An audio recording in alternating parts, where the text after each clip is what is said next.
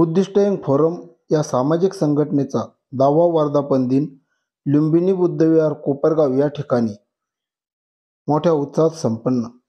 याबाबत सविस्तर वृत्त असे की कोपरगाव तालुक्यात सामाजिक कार्यात नावलौकिक असणारी सामाजिक संघटना बुद्धिस्ट यंग फोरम स्थापन होऊन शनिवार दिनांक 27 जानेवारी रोजी 10 वर्षे पूर्ण होऊन 11व्या वर्षात यशस्वी पदार्पण करीत असताना रविवार दिनांक 28 जानेवारी 2024 रोजी लुंबिनी बुद्धविहार कोपरगाव या ठिकाणी वर्धापन दिन सोहळ्याचे आयोजन करण्यात आले होते।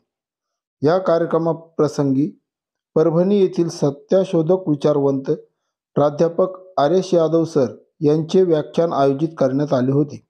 या कार्यक्रमाचे अध्यक्ष बुद्धिस्ट यंग फोरमचे अध्यक्ष विजयराव त्रिभुवन हे होते, तर प्रमुख उपस्थिती म्हणून प्रसिद्ध हृदयरोग तज्ज्ञ डॉक्टर गोवर्धनजी उसळे साहेब, ॲडव्होकेट भास्करराव गंगवणे साहेब, ॲडव्होकेट प्रदीप कुमार रणधीर साहेब, प्राध्यापक अशोक थोरात सर, कोपरगाव पोलीस स्टेशनचे पोलीस निरीक्षक प्रदीपजी देशमुख साहेब, प्राध्यापक डॉक्टर शैलेंद्रजी बनसोडे सर, सुनील भाऊ मोक्कळ, डॉक्टर गोरक्षनाथ रोकडे साहेब, डॉक्टर दीपकजी खरे साहेब हे सर्व मान्यवर होते।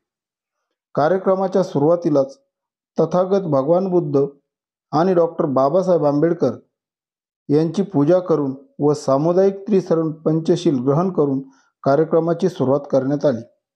आलेल्या सर्व प्रमुख उपस्थितांनी संघटनेच्या कार्याचे व पदाधिकाऱ्यांचे भरभरून कौतुक करून उपस्थितांना व संघटनेच्या सदस्य आणि पदाधिकाऱ्यांना मार्गदर्शन करून संघटनेच्या पुढील कार्यास शुभेच्छा दिल्या।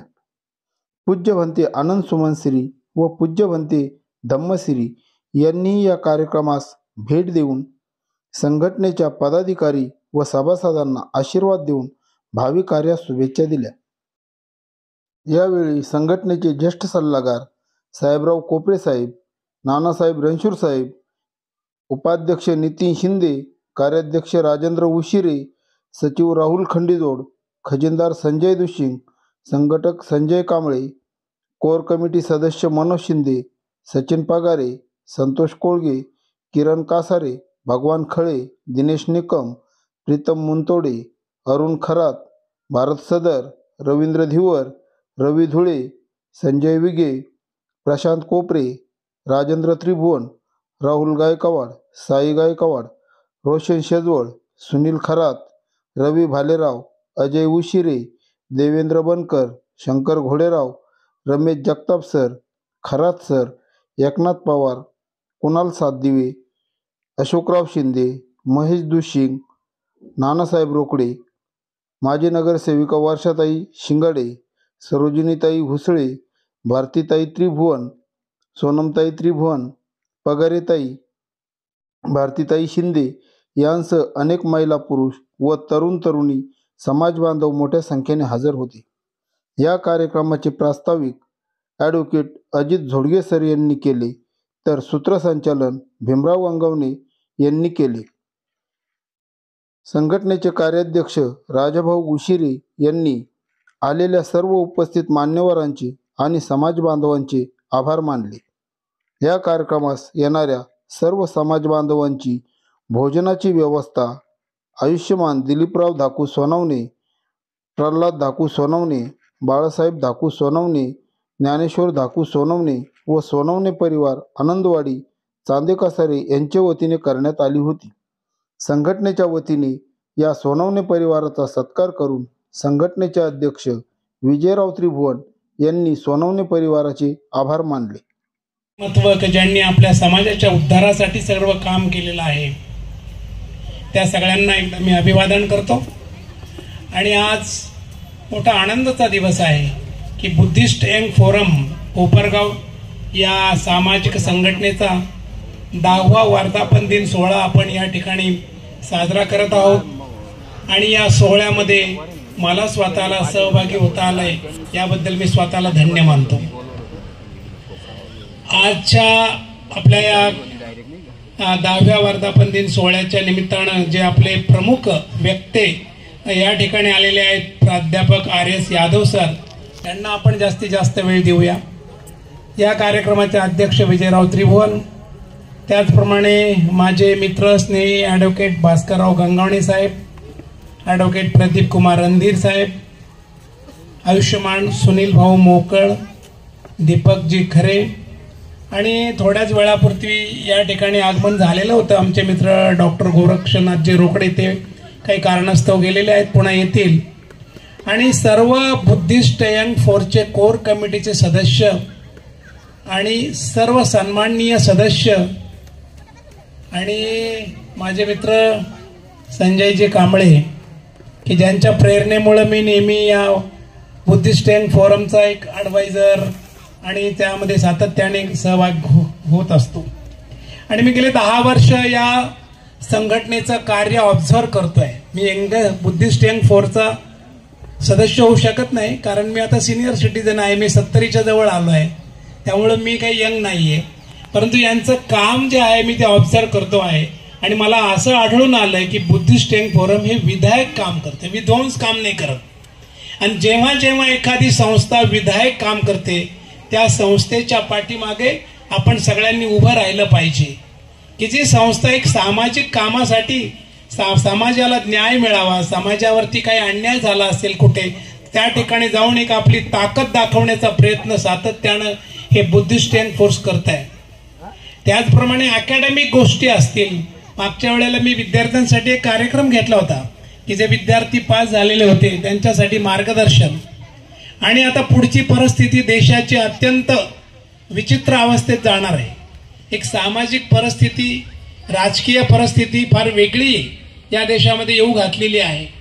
तेव्हा आपल्याला सर्वांना सावध राहिलं पाहिजे आणि युनायटेड राहिलं पाहिजे. वैचारिक मतभेद असू शकतात, एकत्र एका कुटुंबामध्ये राहत असताना सुद्धा आपले नवरा बायकोचेही वैचारिक मतभेद असतात. ही तर मोठी संघटना आहे. आणि या संघटनेमध्ये, सामाजिक संघटनेमध्ये वैचारिक मतभेद असू द्या, पण मनभेद नसावेत. आणि आपण सर्व जेव्हा समाजाच्या कामासाठी कायम एकत्र आलं पाहिजे आणि या बुद्धिस्ट यंग फोरमचं जे चांगलं कार्य सातत्याने चाललेलं आहे त्याला सपोर्ट केला पाहिजे. मी व्हॉट्सअप ग्रुपवर बघतो की सकल बौद्ध समाज, सकल हे समाज, इतके मेंबर आहेत, खूप मेंबर आहेत, पण आज दुर्दैवाने या ठिकाणी उपस्थिती खूप कमी झालेली आहे. तर आपण जेव्हा विधायक काम करणारी संस्था असेल ती मग ते कुठल्या असू द्या, आम्हाला माहिती आहे की आपण या नगर जिल्ह्यामध्ये जिथे सहकार डॉमिनंट आहे, या सहकार डॉमिनंट असलेल्या ठिकाणी प्रत्येकाचं अफिलिएशन वेगवेगळ्या गटाशी असू शकतं, वेगवेगळ्या नेत्यांशी असू शकतं, वेगवेगळ्याशी विचारसरणीबरोबर असू शकतं. ते असणं गरजेचं आहे, कारण आपला रोटी कपडा मकानही त्याच्यावर डिपेंडंट आहे. तो भाग मला मान्य आहे. परंतु जेव्हा जेव्हा समाजाचा प्रश्न येईल, तेव्हा जेव्हा समाजावर अन्याय होईल किंवा जेव्हा सामाजिक प्रश्न असेल, तेव्हा आपली राजकीय अफिलिएशन, राजकीय टोपी सगळी बाजूला ठेवून आपण सर्वांनी एकत्रच लढलं पाहिजे. आणि ते काम ही संघटना करते आहे आणि ते आपल्यासाठी महत्वाचं आहे. परवा 26 जानेवारी झाला, स्वातंत्र्य, समता, बंधुत्व, पण बंधुत्व आता थोडं जरा कमी कमी व्हायला लागलेलं आहे. आपलं स्वातंत्र्यही कमी व्हायला लागलेलं आहे, समताही थोडी कमी व्हायला लागलेली आहे.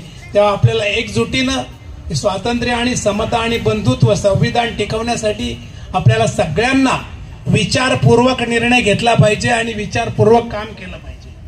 तर हे सर्व सातत्याने करत असताना मी तर नेहमी सांगत असतो की आता गुणवत्तापूर्ण शिक्षण आपल्या मुलांना दिल्याशिवाय पुढचं जीवन अवघड आहे. सरकारी नोकऱ्या नाही, सरकारी नोकऱ्या जरी असेल तर ते कॉन्ट्रॅक्टचं GR काढतात आणि कॉन्ट्रॅक्टवरती भरती होते, त्या कॉन्ट्रॅक्टच्या भरतीमध्ये आरक्षण नसतं. त्यामुळं आपल्याला ही गोष्ट फार बघायला पाहिजे की आपण शिक्षण देताना मुलांना उच्च दर्जाचं शिक्षण दिलं पाहिजे, उत्तम क्वालिटीचं शिक्षण दिलं पाहिजे, कॉम्पिटेटिव्ह स्पर्धात्मक परीक्षेला मुलांना बसवलं पाहिजे आणि मुलांच्या शिक्षणाकडे पहिल्यांदा छानपणे लक्ष दिलं तरच आपली प्रगती आहे. आणि मी सांगतो की सरकारी नोकरीच्या नादी लागण्यापेक्षा प्रायव्हेटायझेशनमध्ये, प्रायव्हेट कंपन्यांमध्ये उद्योगधंदे स्वीकारले पाहिजे आणि आपण स्वतःही उद्योगधंद्याच्या मागे लागलं पाहिजे. पण त्यासाठी तुमच्याकडे स्किल डेव्हलपमेंट महत्वाचं आहे. पूर्वी होतं BA झाला, BCom, BSc, MSc, अरे बाबा छान शिकलाय, पण आता तसं राहिलेलं नाही. तुमच्याकडे स्किल काय आहे, कौशल्य काय, कौशल्य विकास हा महत्वाचा आहे.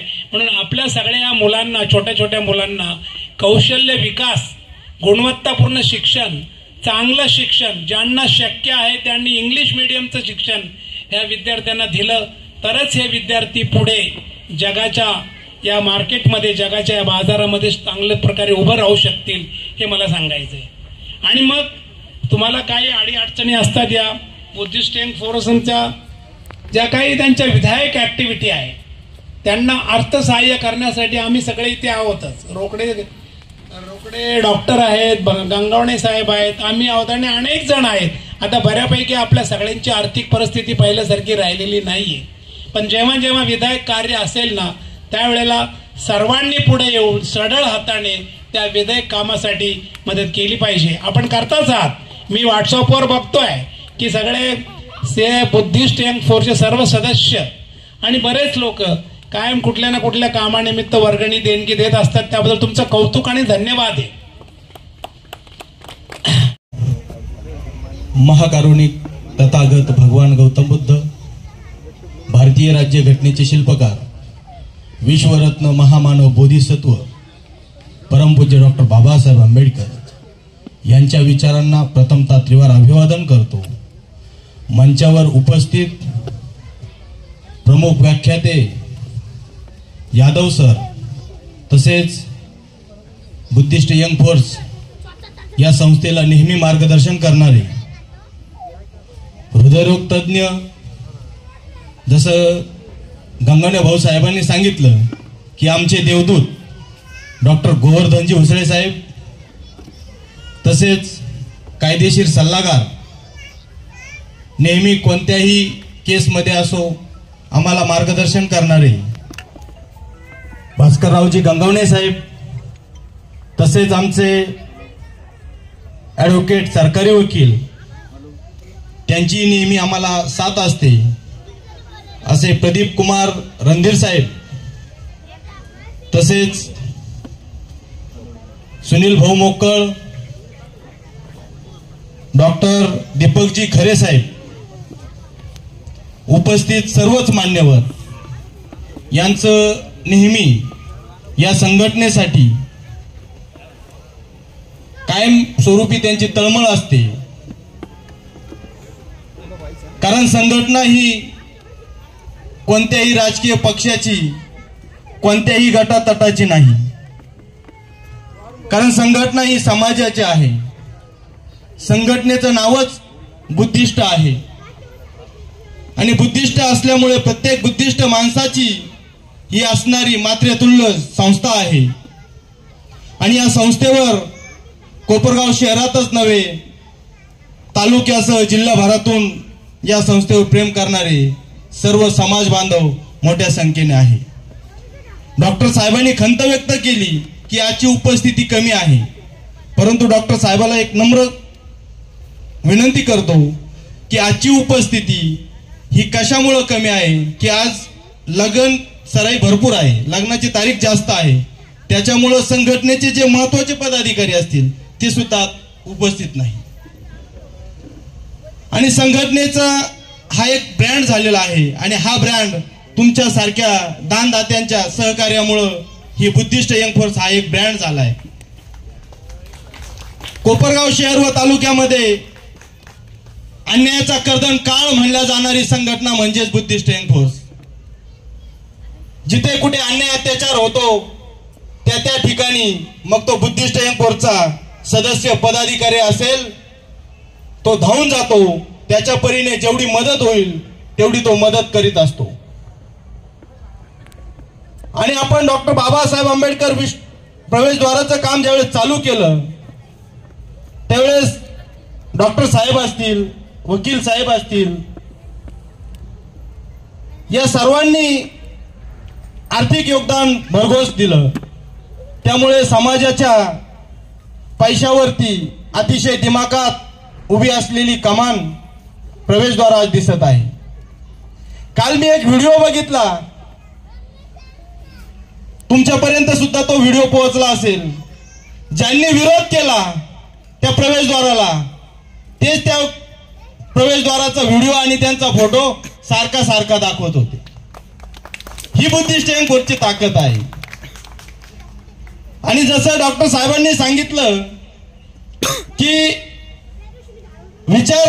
विचाराचं हे थोडस मनभेद असू शकतात, मतभेद असू शकतात, परंतु या संघटनेमध्ये कोणत्याही कार्यकर्त्याशी कोणत्याही सभासदाशी मनभेद नाही. मतभेद असू शकतात, मतभेद असलेच पाहिजे, त्याच्यातून आपल्याला शिकायला मिळतं. आणि डॉक्टर साहेब बुद्धिस्ट यंग फोर्स या सामाजिक संघटनेचा एक त्यांनी बांधलेला चंग आहे आणि तुमचं त्याला सहकार्य लागणार आहे. की जे तुम्ही जी प्लॉटिंग केलेली आहे त्या प्लॉटिंग मध्ये 4.5 गुंठ्याचा ओपन पेस आहे. लवकरात लवकर आपण तो आम्हाला उपलब्ध करून द्यावा आणि तिथं भव्य दिव्य स्वरूपाचं आपल्याला विपश्यना केंद्र हे समाजासाठी बांधता येईल. मग विपश्यना केंद्र असेल, लायब्ररी असेल, आपल्या मुलांना जे काही शिक्षणासाठी पुस्तकं लागतात ते पुस्तकं असतील. हा माणूस ठेवून आपल्याला काम करायचं आहे, कारण येणारा काळ हा अत्यंत वाईट आहे. जर तुम्ही दर शनिवारी प्रत्येकाच्या वार्डात जा, गल्ले गल्ली जा, इतर समाजाचे लोक छोट्या छोट्या मुलांवरती संस्कार करण्याचं काम चालू आहे. परंतु आपण बौद्ध म्हणतो, आपल्या लहान मुलावरती असेल, तरुणांवरती असेल, संस्कार करण्यासाठी आपण अपुरे पडत आहोत. त्याच्यासाठी आपल्याला संस्कार शिबिरे प्रत्येक खेड्यात, प्रत्येक गावात, प्रत्येक वार्डात राबावं लागणार आहे. कारण ही जर तरुण पिढी घडली नाही तर पुढचं भविष्य अवघड आहे. त्याच्यासाठी तरुणांना माझी विनंती आहे की आपण चळवळीत आलं पाहिजे आणि चळवळीत येऊन सामाजिक काम केलं पाहिजे. जर आपण सामाजिक काम केलं तर आपल्या समाजाचं भलं होईल. तसे तर डॉक्टर बाबासाहेब आंबेडकरांनी सांगितलेलं आहे की तरुणांनी राजकारणात आलं पाहिजे, परंतु राजकारणात येताना पहिले त्यांनी त्याचं घर प्रपंच पाहिला पाहिजे. तो कार्यकर्ता उपाशीपोटी नसला पाहिजे. उपाशीपोटी कार्यकर्ता हा लाचार होतो. म्हणून प्रत्येक कार्यकर्त्याने आपला व्यवसाय सांभाळला पाहिजे, आपलं घर सांभाळलं पाहिजे आणि मग समाजाचं देणं हे फेडलं पाहिजे. आज आपल्याला यादव सरांना ऐकायचं आहे. माझं लाभलेलं थोडं भाषण मी आता संपवतो आणि वर्धापन दिनासाठी वेळात वेळ काढून सर्व मान्यवर इथं उपस्थित झाले त्याबद्दल मी सर्वांचे आभार व्यक्त करतो आणि थांबतो. जय भीम. यादव सर, त्याचप्रमाणे कोपरगाव येथील प्रसिद्ध हृदयरोग तज्ज्ञ डॉक्टर होसळे साहेब, मी डॉक्टर यांना डॉक्टर न म्हणता खऱ्या अर्थानं मी देवदूतच म्हणणार आहे. का देवदूत म्हणणार आहे तर त्यांनी माझे प्राण वाचवलेले आहे. डॉक्टर हे देवदूत आहे, होसळे डॉक्टर हे देवदूत आहे, त्यांनी प्राण वाचवलेले आहे. असो, या सुंदरशा कार्यक्रमामध्ये त्यांनी आपलं मनोगत अत्यंत पोटतिडकीने आणि तळमळीने आपल्याला मार्गदर्शन केलेले आहे. आणि इतकं सुंदरसं मार्गदर्शन केल्यानंतर आमच्या सारख्याने काय बोलावं ही आमच्या पुढे एक चिंता आहे. असो, आज 10 वर्ष झालेले या संस्थेचा वर्धापन दिन आपण मोठ्या दिमाखात साजरा करत आहोत. खऱ्या अर्थानं जर पाहिलं तर आपल्या अनेक संघटना उभ्या राहतात. गल्लीनं खेड्यापाड्यात बोर्ड तयार होतात, बोर्ड लावतात, संघटनेचं नाव लिहिलं जातं, पदाधिकारी, आणि 6 महिन्यामध्ये तो बोर्ड सुद्धा कापून भंगारमध्ये विकला जातो. अशी आपली परिस्थिती आहे. पण कौतुक करण्यासारखं आहे, आज 10 वर्ष झालेले आहे. ती संघटना ही वाढतच चालली दिवसेंदिवस. तिचं कार्यच वाढत चाललेलं आहे. त्या कार्य वाढत झाल्याचं महत्वाचं कारण मी एका मागच्याच कार्यक्रमात आपणास सांगितलेलं आहे. या बुद्धिस्ट यंग फोर्स मध्ये काम करणारे सर्व जे सदस्य कमिटीचे आहे ते पंचशिलेचे पालन करणारे आहे. पंचशिलेचे पालन करणारे असल्यामुळं त्यांच्यामध्ये बिघाडी कधीच होत नाही. कायम एकमत राहतं. हे खरं या कमिटीचं महत्वाचं कार्य आहे आणि परोपकारीने काम करणार आहे.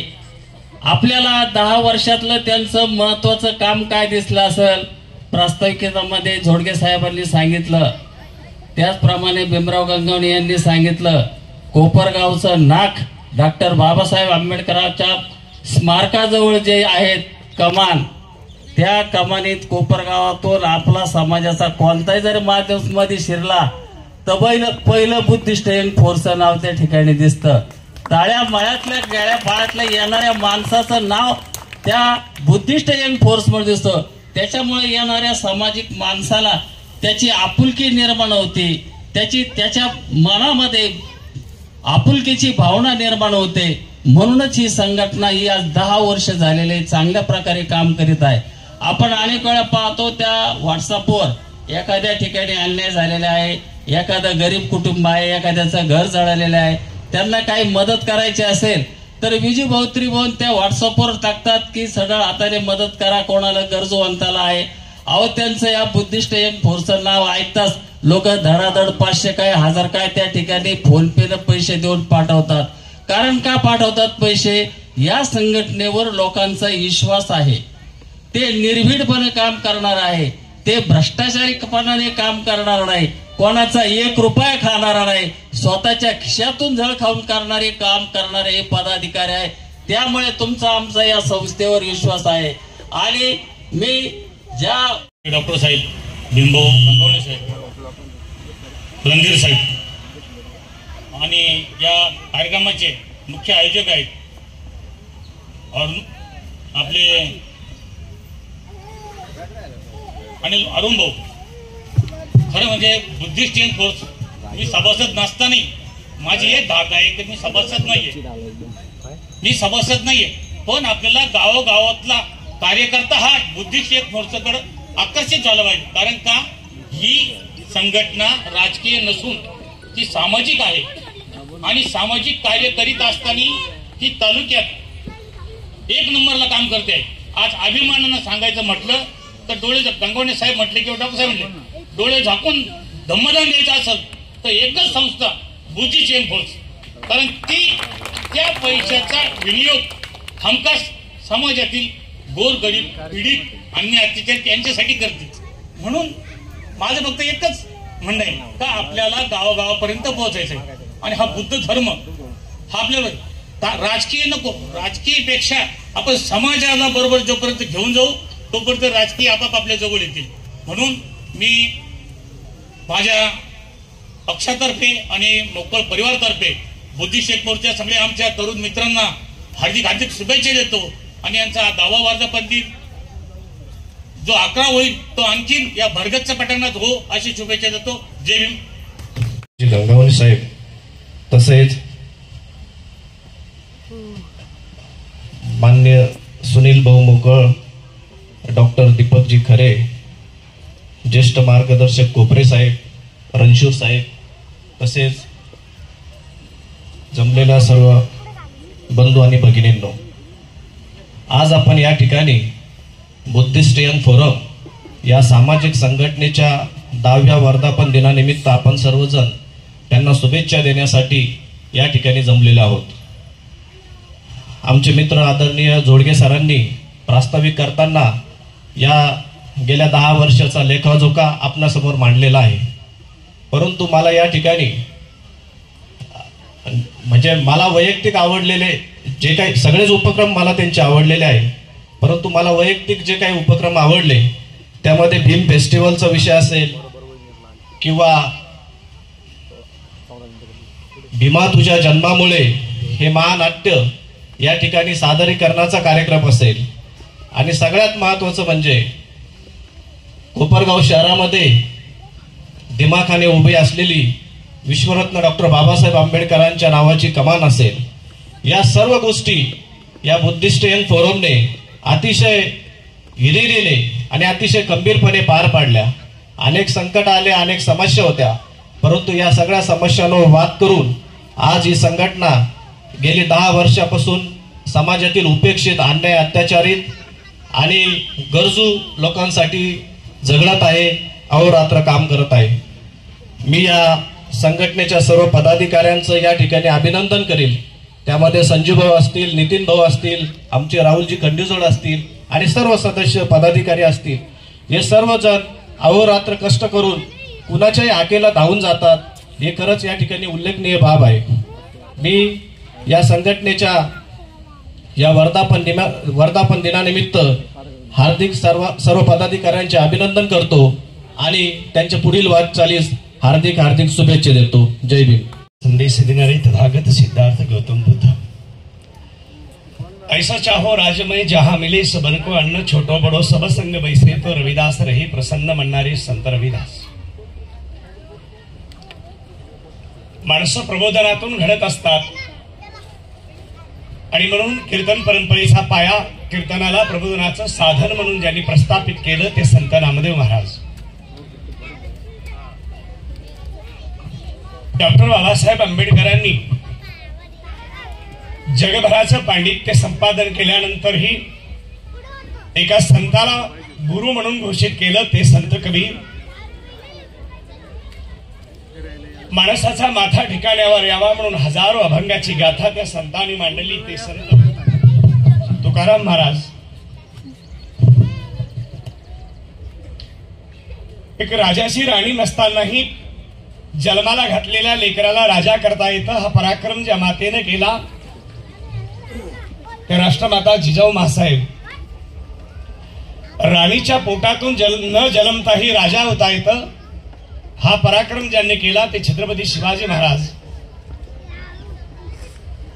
या देशातील जाती व्यवस्थेत अडकून खितपत पडलेल्या समाजाला फक्त ज्ञानच आझाद करू शकतं हे ज्यांना समजलं आणि ज्यांनी आयुष्यभर ती कृती केली ते राष्ट्रपिता ज्योतिराव फुले. त्यांच्या आयुष्यभराच्या संघर्षमय वाटेवर त्यांना साथ देणाऱ्या ज्ञानाई सावित्रीबाई फुले. भारताच्या राज्यघटनेचे शिल्पकार, महान कायदे पंडित, विश्वरत्न, बोधिसत्व डॉक्टर बाबासाहेब आंबेडकर. त्यांच्याही संघर्षमय वाटेवर त्यांना साथ देणाऱ्या माता रमाई. 1.5 दिवसाच्या शाळेत जाऊन सुद्धा साहित्यिक म्हणून रशियानं ज्यांना बोलवलं ते साहित्यरत्न अण्णाभाऊ साठे. पतीपुत्राच्या निधनानंतर एक स्त्री मनुस्मृतीच्या नेमाला लाथाडून 29 वर्ष राज्यकारभार करू शकते हे ज्यांनी दाखवून दिलं ते अहिल्याबाई होळकर. अंगावरती चिंध्या नेसून आयुष्यभर प्रबोधन शब्दांचं सोनं ज्यांनी वाटलं ते संत गाडगे बाबा. आणि इतर सर्व परिवर्तनवादी महापुरुष, महानायिका, संत मालिकेतील सर्व परिवर्तनवादी संत, या सर्वांच्या कार्यास, विचारास, सिद्धांतास या ठिकाणी मी सर्वप्रथम विनम्र त्रिवार अभिवादन करतो. आणि Buddhist young forum force Kopargaon 10वा वर्धापन दिन सोहळा या आयोजित कार्यक्रमाचे सन्माननीय अध्यक्ष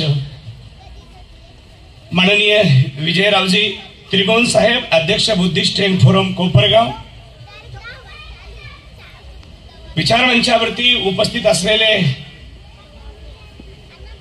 अगदी ज्येष्ठ प्रसिद्ध हृदयरोग तज्ञ आदरणीय माननीय आयुष्यमान डॉक्टर कुसळे साहेब, त्याचबरोबर माननीय ॲडव्होकेट भास्कररावजी गंगावणे सर, दिलीपरावजी देशमुख साहेब, अशोकरावजी थोरात सर, डॉक्टर बनसोडे साहेब, डॉक्टर आयुष्यमान सुनील भाऊ मोकळ साहेब, गोरक्षनाथजी रोकडे साहेब, डॉक्टर दीपकजी खरे साहेब, ॲडव्होकेट झोडगे साहेब ज्यांनी या कार्यक्रमाचं प्रस्तावित केलं आणि या बुद्धिस्ट यंग फोरमचे इतर सर्व सन्माननीय पदाधिकारी, या कार्यक्रमाचे आयोजक, संयोजक आणि नियोजक, या कार्यक्रमासाठी खास करून ज्यांनी भोजनदान दिले ते सर्व सन्माननीय सोनोने बंधू आणि या कार्यक्रमासाठी नेहमी सहकार्य करणारे आपण सर्व कोपरगाववासी बंधूंनो आणि भगिनींनो. बऱ्याचशा वेळेपासून चालू असलेला हा कार्यक्रम मी बोलणार आहे, मी दुरून आलेलो आहे म्हणून माझ्यासाठी वेळ राखीव ठेवणारे स्टेजवरचे सर्व सन्माननीय मंडळी, मला याची जाणीव आहे की फार वाचक मंडळी, ज्ञानी मंडळी, अभ्यासू मंडळी इथे बसलेली आहे. पण हा एकमेकाच्या संदर्भानं मनाचा मोठेपणा बाहेरून आलेल्या माणसाला जास्तीचा वेळ, म्हणून मलाच असं वाटत होतं माझ्यामुळं काहीतरी इतराची अडचण होते वेळेच्या संदर्भानं, तरी सर्वांनी ते वेळ माझ्यासाठी राखून ठेवलेला आहे. एका मुद्द्याचं क्लिअरन्स जाताना सुरुवातीलाच करतो. डॉक्टर साहेबांचं म्हणणं इथं पुन्हा उद्गृत म्हणजे सांगण्यात आलं की लोक कमी आहेत, लोक कमी आहेत. खरं तर ते आम्ही आल्याचं स्टेटमेंट होतं. लोक कमी होती, आता लोक कमी नाहीत, आता भरपूर आहेत. जेव्हा आपण आलो होतो तेव्हा लोक कमी होती, आता तुमचे सगळं नियोजन जेवढं केलं तेवढी जागा भरलेली आहे, म्हणजे लोक भरपूर आहेत.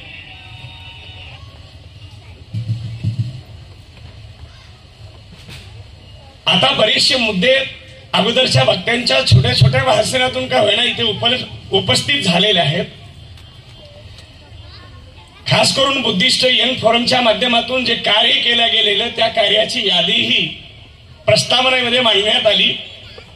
त्यामध्ये भीमजन्म उत्सव असेल, अंधश्रद्धा निर्मूलनाचे कार्यक्रम असतील, गाडगेबाबा स्वच्छता अभियानाच्या माध्यमातून काही कार्य असेल, विविध महापुरुषांच्या जयंत्या आणि जागृती कार्यक्रम असतील, विहार परिसराची स्वच्छता असेल, श्रमण शिबिरांचं आयोजन असेल, लहान लेकरावरती संस्कार केल्याशिवाय चांगला समाज घडत नाही म्हणून बालसंस्कार केंद्र असतील, वृक्षारोपणाचे सोहळे असतील, श्रमदानाचे कार्यक्रम असतील, तरुण आईला प्रोत्साहन असेल, स्पर्धा परीक्षेचं मार्गदर्शन असेल, स्पर्धा परीक्षेतून काय घडतं त्याची मांडणी असेल, मुस्लिम बांधवांसाठी इफ्तार पार्टी सारखीचं आयोजन आणि हा भाईचारा निर्माण करण्याचे कार्यक्रम असतील, रक्तदानाचे शिबिर असतील, अशा विविध कार्यक्रमातून गुणवंतांचे सत्कार समारंभ असतील, त्यांच्या गुणगौरवातून त्यांचा पुन्हा आणखीन अभ्यासाचा वेग वाढवण्याचे कार्यक्रम असतील,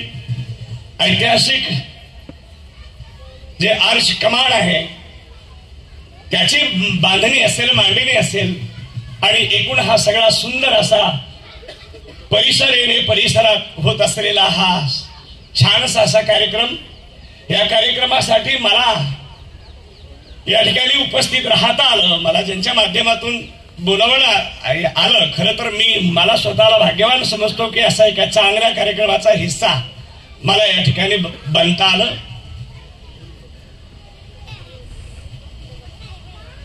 आताच्या माझ्या अगोदरचे वक्ते बोलताना वामन दादांचं एक गीताचं बोल त्यांनी इथे म्हणून दाखवले. तिथून मी माझ्या मांडणीला सुरुवात करतो. मांडणीला खूप मुद्दे आहेत, एवढ्या वेळेमध्ये कोणते मुद्दे मांडायचे त्याचा विचार करून बंधूंनो आणि भगिनींनो मी मांडणी करणार आहे. भीमा तुझ्या मताचे 5 लोक असते. आता त्याच्या पुढचं गीत तुम्हाला माहित आहे आणि ते मला त्याच्या पुढचं इथे चर्चेला घ्यायचंही नाही. भीमा तुझ्या मताचे 5 लोक असते, तर आपण इथेच विचार करू की कशा मताचे 5 लोक असते तर हे राष्ट्र हा देश आणखी याही पेक्षा वेगळा असला असता. बंधूंनो याचं उत्तर मी देतो. आपण इथं खूप शिकलेले लोक आहोत, फार तज्ञ लोक आहोत, पण आपण बऱ्यापैकी इथे जमले तरी ठीक आहे की कुठल्या तरी चळवळीशी निगडीत आहेत, काहीतरी समाजाचं ऋण देण्यासाठी सगळे जमा होतात.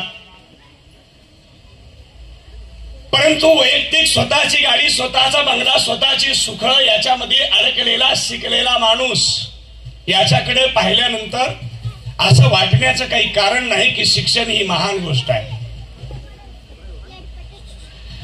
MA, MCOM, MSc, MPhil, PhD, doctor, वकील, इंजिनियर असं शिकल्यानंतर एक स्वतःची गाडी आणि स्वतःचा बंगला होत असेल आणि एवढं जर एखाद्यानं केलं तर असं पाहिल्यानंतर शिक्षण ही महान गोष्ट आहे असं वाटण्याचं काही कारण नाही. परंतु राष्ट्रपिता ज्योतिराव फुलेंकडे पाहिल्यानंतर कळतं शिक्षण ही महान गोष्ट आहे. कारण एक 7वी शिकल्यानंतर एका माणसाच्या डोक्यात असं येतं की या समाजाचा उद्धार करायचा असेल तर या देशातल्या तमाम माणसांना शिक्षण मिळालं पाहिजे तर राष्ट्र महान होऊ शकतं. तिकडे जेव्हा आपण पाहतो तेव्हा कळतं शिक्षण महान आहे. 1.5 दिवस शाळेत गेल्यानंतर ज्ञानाची भूक एवढी लागावी आणि रशियानं साहित्यिक म्हणून बोलवावं हे पाहिल्यानंतर कळतं की शिक्षण महान आहे.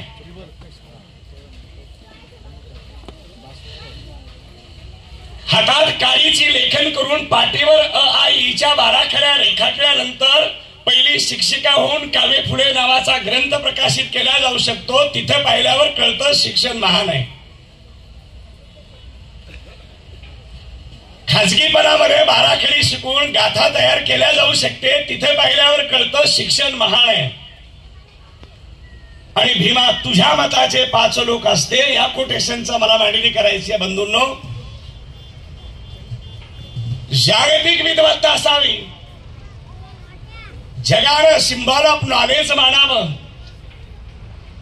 आणि सर्वची सर्व ज्ञान सगळी बुद्धिमत्ता आणि सगळं आयुष्य समाजाच्या उद्धारावर खर्च करावं या मताचे 5 असते तर. डॉक्टर बाबासाहेब आंबेडकर कोणत्या मताचे होते तर जागतिक लेवलवरची विद्वत्ता संपादन केली आणि अख्खीची अख्खी विद्वत्ता या देशातला माणूस घडला पाहिजे यावर खर्च केली. या मताचे 5 लोक असते तर हे राष्ट्र आणखीन सुद्धा वेगळं असलं असतं. म्हणजे पुढे सुद्धा या मताचे लोक कमी आहेत हा आपल्या समाजाचा या देशातल्या बहुजनांचा प्रॉब्लेम आहे की विद्वत्ता आपली नफा बी आपलाच, बुद्धिमत्ता आपली फायदा आपलाच, शिक्षण आपलं फायदा आपलाच. पण महापुरुषाच्या चरित्राकडे पाहिलं तर शिक्षण घेतलं त्यांनी आणि फायदा झाला आपल्याला. हा त्यांच्यातला आणि आपल्यात फार मोठा फरक आहे.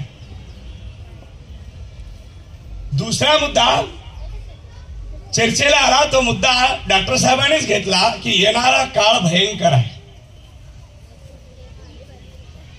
वेगवेगळ्या पद्धतीने येणारा काळ भयानक आपल्या पुढे आहे. याचं विश्लेषण मी माझ्या भाषणामधून काही गोष्टीतून करतो. पण पुन्हा मी एकदा वामनदादांकडे जातो आणि डॉक्टर साहेबांच्या त्या म्हणण्यातलं गांभीर्य आपल्या लक्षात आणून देतो. वामनदादा किती डोळसपणाने मांडणी करतात. वामनदादा म्हणतात तुझ्या लेकराचे तुझे तू पहावे. कारण महापुरुषांना आपलं पाहायला आपल्याला साहेब बनवलं सर्वांना. पण आता आपल्याला वामनदादा म्हणतात तुझ्या लेकराचे तुझे तू पहावे, तुझ्या चाकरीचेही तुझे तू पहावे. तुझी नोकरी आज आहे उद्या राहीलच याची गॅरंटी नाही. शाळा विक्री आहे. तुझ्या लेकराचे तुझे तू पहावे, तुझ्या चाकरीचेही तुझे तू पहावे,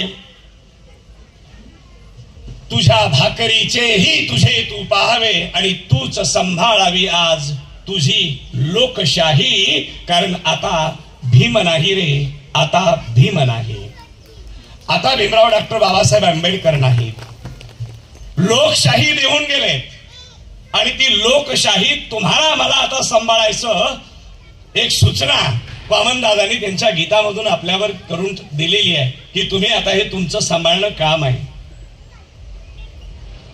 आणि मग या पार्श्वभूमीवर आपल्याला मागणी करायची की आपल्याला आपली ही विरासत, आपली ही लोकशाही आपल्याला सांभाळायची आहे. म्हणून मी विचार करताना किंवा विचार मांडताना तथागत सिद्धार्थ गौतम बुद्धापासून बुद्धिस्ट, यंग, फोर्स हे 2-3 शब्द अत्यंत महत्वाचे आहेत. बुद्ध शांत होते, बुद्ध संयमी होते. बुद्धांकडे कुठल्याही बुद्धाच्या मूर्तीकडे पाहिल्यानंतर एवढी प्रसन्नता आहे. पण बुद्धा तथागत सिद्धार्थ गौतम बुद्धाच्या आयुष्यात सुद्धा रात्रंदिवसाचा संघर्ष होता. बुद्ध म्हणजे रात्रंदिवस समतेसाठीचं एक वैचारिक युद्ध होतं. बुद्धाचं केवळ आयुष्य पद्मासनात केवळ डोळे झाकून गेलेलं नाही आहे. म्हणून समता, स्वातंत्र्य, बंधुत्व आणि न्यायावर आधारित नवा समाज निर्माण करण्यासाठीच दररोजचं रात्रंदिवस वैचारिक एक युद्ध म्हणजेच तथागत सिद्धार्थ गौतम बुद्ध. संघर्ष होता आयुष्यभराचा. अन्याय सहन करायचा नाही हे तत्वज्ञान सिद्धार्थ गौतम बुद्धांचं, तथागत गौतम बुद्धांचं आहे. अन्यायाला विरोध करायचा आहे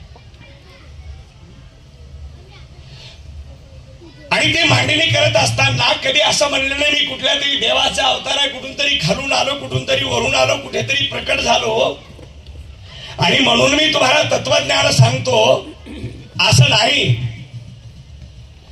तर मी माणसाचा पुत्र आहे, माझी आई आहे, माझे वडील आहेत आणि माणूस इतका विचार करू शकतो, माणसाकडे इतकी प्रगल्भ बुद्धी असू शकते, हे तथागत सिद्धार्थ गौतम बुद्धाच्या कार्यातून आणि सिद्धांतातून आपल्याला माहिती होऊ शकतं.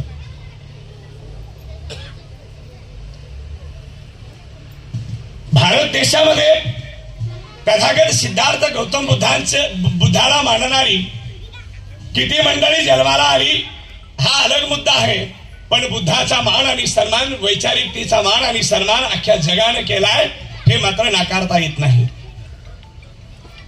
भारतीय लोक इथे मान्यता देतील नाही देतील, पण जगभरामध्ये गेल्यानंतर म्हणतातच मात्र मी बुद्धाच्या देशातून आलेलो आहे आणि लोक टाळ्या वाजवून सन्मान करतात. हा जगाच्या लेवलवर तथागत सिद्धार्थ गौतम बुद्धाचा सन्मान या नावामध्येच एवढं क्रेडिट आहे. म्हणून बुद्ध म्हणजे वैचारिकतेचा जागतिक लाईट आहे, वैचारिक सूर्य आहे. म्हणून विचाराचा प्रकाश बुद्धाच्या जगभर आहे आणि ते नाव या ऑर्गनायझेशनला सर्वप्रथम वापरले की त्या थॉटचं, त्या विचाराचं बीजांकुरण इथं झालेलं आहे. विचाराचा संस्कारच व्हावा लागतो, कारण माणूस संस्काराप्रमाणे वागतो, विचाराप्रमाणे वागत नाही. आम्ही डबल सांगतो, संस्कार महत्वाचा आहे. हे पहा, लहानपणी संस्कार होतो आणि मोठ्यापणी विचार करतात. लहानपणी संस्कार होतो आणि मोठ्यापणी विचार करतात. विचार पटायला लागतात, पण वागण्याची जेव्हा वेळ येते तेव्हा माणूस संस्काराप्रमाणे वागायला लागतो. उदाहरणार्थ मी ओबीसी आहे, बोलू की नाही बोलू? लहानपणापासून तर ते पाहत आलो आणि ज्योतिबा फुलेंचं वाचलंय की शेटजी भटजी लाडजी यांनी या समाजाला लुटलंय, शिकू दिलं नाही, अज्ञानात ढकललंय, मग मी कसं वागू? मग विचार कोलमडून पडतो आणि माणूस ऍडजस्ट करायला लागतो. चला संस्काराप्रमाणे एवढ्या वेळेस ऍडजस्ट. म्हणजे माणूस विचार जरी शिकला तरी संस्काराप्रमाणे वागतो. मी माझ्या बाबतीत फक्त एवढ्यासाठी सांगितलं की मी याच विचाराने, याच संस्काराने वागतो, फक्त उदाहरण म्हणून घेतलेलं आहे. मी महापुरुषाच्याच जीवनाच्या पद्धतीने माझ्या कुटुंबातले सगळे जे काही कार्यक्रम आणि गोष्टी आहेत ते या पद्धतीने करणारा पैकी माणूस आहे. कारण तसे संस्कार आम्हाला लहानपणापासून झाले, विचार बी कळले आणि संस्कारही कळले, म्हणून आम्हाला आचरणाची दिशा कळली. बंधूंनो, जाता जाता एक मुद्दा आपल्या लक्षात आणून देतो. तथागत सिद्धार्थ गौतम बुद्धाचं जर आजच्या भारतीय राज्यघटनेच्या कॅटेगरी मधलं जर कॅटेगरायझेशन शोधायचं म्हटलं तर काय आहे? SC, ST आणि OBC यापैकी बुद्धाच्या घरचे लोक आताचे जे आपण पाहिले तर ते आज SC आहेत की ST आहेत की OBC आहेत? सिद्धार्थ शुद्धोधन शाक्य, जर ही शाक्य कुळातली माणसं तिथून तिथून पुढे पुढे पुढे पुढे पुढे पुढे पुढे जर आज आणली आणि भारतीय राज्यघटनेनंतर डॉक्टर बाबासाहेब आंबेडकरांनी दिलेल्या कॅटेगरीच्या नियमानुसार जर असं आपण पाहिलं तर बुद्धाचं त्या आजचं इकडून तिकडे जा किंवा तिकडून इकडे या ते आहे OBC. सिद्धार्थ गौतम बुद्ध हे आजच्या सिस्टीम मध्ये ओबीसी आहेत.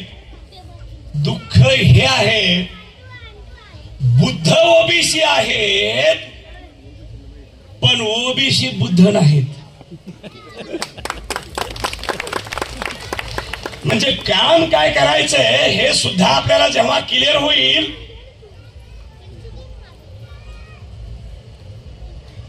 त्याची दिशा आपल्याला समजेल की नेमकं काम कुठे करायचंय.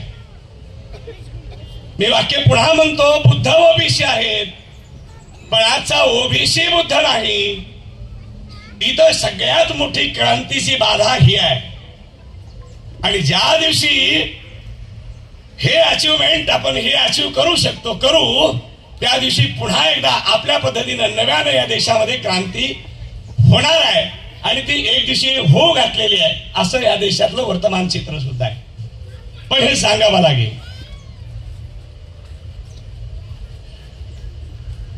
आणि म्हणून तथागत सिद्धार्थ गौतम बुद्धाचे विचार हे समाजापर्यंत नेणं, त्याचं प्रबोधन होणं, ती जागृती होणं, ते समजणं अत्यंत आवश्यक आहे. दुसरा शब्द आहे यंग. आता 10 वर्षाचा 10वा म्हणल्यावर हे सगळे जे काही संस्थापक आहे सगळे हे तेव्हा खूप यंग होते. 10 वर्ष वय आता त्यांचं झालेलं आहे. हे यंग फोर्स आहे. आपण बऱ्यापैकी टाइम लॉस केलेली माणसं आहोत. आपला सगळ्यांचाच म्हणतोय मी, सगळ्यांचाच आपला काही वेळ वायाला गेलेला आहे. जर आपण महापुरुषाच्या विचाराचा आणि चारित्र्याचा अभ्यास केला तर थोडासा एका गोष्टीचा विचार करून आयुष्याचा स्पीड आणि आयुष्याचा वेग आपण काढूया. छत्रपती शिवाजी महाराजांनी वयाच्या कितव्या वर्षी पहिला किल्ला जिंकला? तर याचं उत्तर आहे 16व्या वर्षी. 16व्या वर्षी छत्रपती शिवाजी महाराजांना किल्ला जिंकलेला आहे पहिला. बंधूंनो आणि भगिनींनो, हे किल्ला जर जिंकला असेल तर अगोदर त्याची काही काळ तयारी केली असेल का? अचानक किल्ल्यापासून चालले असतील आणि म्हणले असतील एवढा किल्ला घेऊ काय घेते काय? हॉटेलमध्ये जाऊन भजे खायचेत का? किमान 5 वर्ष अगोदर ट्रेनिंग घेतली असेल. घोड्यावर कसं बसायचं, तलवार कशी चालायची, गड कसा चढायचा, गडाच्या गुप्त वाटा कशा शोधायच्या अभ्यास केला असेल. मग 16च्या अगोदर 5 वर्षानं सुरुवात झाली असेल तेव्हा शिवाजी महाराजांचं वय काय असेल? 16तून 5 महिने झाले 11. 11 वर्षाच्या वयामध्ये वर्ग कोणता असेल? वर्ग कोणता असेल? 11 म्हणलं 6वी. म्हणजे 6वीच्या वर्गात ठरलं होतं माझं स्वतःचं एक साम्राज्य असेल. वय 6वी होतं. ठरलं मला संघर्ष करायचा आहे, मला माझं राज्य निर्माण करायचंय. 6व्या वर्षी ठरवता येतं की मला माझं साम्राज्य निर्माण करायचं. हे आपल्या इतिहासात ह्याची मूळ आहे. आपल्या लेकराचं 6व्या वर्षाला काय ठरलेलं असतं? बरं, ग्रॅज्युएट पोस्ट ग्रॅज्युएट झाल्यानंतर तरी आपलं काय ठरलेलं असतं? यंग काय करू शकतात याच्या संदर्भानं सांगतोय मी. 6 वर्षाच्या वयामध्ये छत्रपती शिवाजी महाराजांचं ठरलं होतं की माझ्या आईला वाटतं मी राजा बनावं आणि मला राजा बनायचं आहे. दुसरं एक उदाहरण घेतो. संभाजी महाराजांनी वयाच्या 14व्या वर्षी 4 ग्रंथ लिहिलेले आहेत. नायिका भेद आहे, 7 शतक आहे, बुधभूषण आहे आणि नखशिक आहे. 14व्या वर्षी 4 ग्रंथ लिहिलेले आहेत. एक ग्रंथ लिहायला 1 वर्ष लागत असलं तर 10व्या वर्षी लिहायला सुरुवात केलेली आहे. 10व्या वर्षी लिहायला सुरुवात केलेली आहे म्हणजे वर्ग कोणता आहे? वर्ग आता जर काढला तर 4थी. म्हणजे 4थीच्या वयामध्ये ऐतिहासिक ग्रंथाचं लिखाण होणारा एक ऐतिहासिक भरभक्कम आधार असताना आज ग्रॅज्युएट पोरं म्हणते सर एवढा फॉर्म भरून द्या ना, एवढा अर्ज भरून द्या. यंग काय करतात लहानपणी हे आपल्याला समजलं पाहिजे.